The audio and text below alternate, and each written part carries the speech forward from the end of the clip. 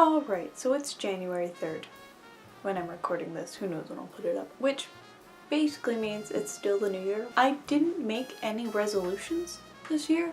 I didn't make any last year. Last year I did it on purpose. This year I was like, well, maybe I could. You know, it's good to set goals. I could kind of challenge myself in that way. It just didn't happen. It like sort of makes me uneasy, but at the same time I'm like, it's like a weird kind of power to just be like, well, not doing that. I'm sitting on a stepladder.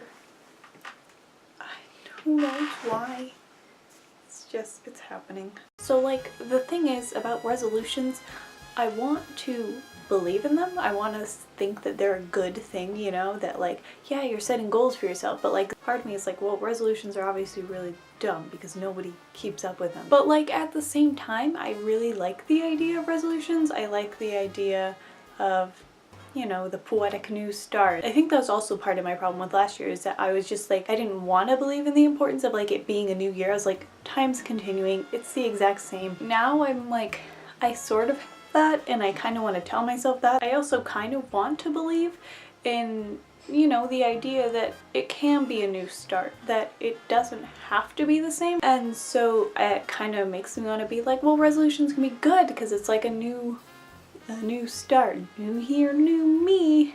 New year, new please for less homework. If I have this whole year laid out ahead of me, I want to be like, well, at the end I can reflect and think about what happened and was it good, and maybe I had these goals and I met them and it was great, or maybe I didn't because it just didn't happen. Potential goals for the year. Maybe it'll be something video related. Maybe it's just something generally relating to how I'm feeling. I guess it just kind of boils down to like being present, like actually being aware and participating in class and conversations, and just doing things because it can make me feel better. Books, which I just read less and less books every year. Like I peaked at like 88 or something, and then it's just gotten fewer every year. I'm like, wow, great.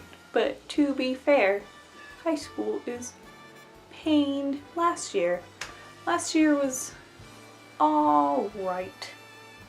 2017 was an alright year. I wrote down notes for this and the last one just says, yeah.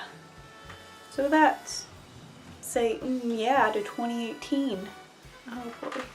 It's both realizing that there's this whole built up stuff surrounding stuff like a new year and, you know, major holidays, but it's also just the knowledge that New Year's Day is the same thing as New Year's Eve. And so I think it's like acknowledging that and not necessarily putting that extra pressure on it, but also taking it as an opportunity to see things differently if you want to. I like it as a time of reflection to just be like, yes, that was a year. You know, we categorize things because it's easier to fit them into our head. New year, new reasons to think thoughtfully about the way we construct our time and our experiences.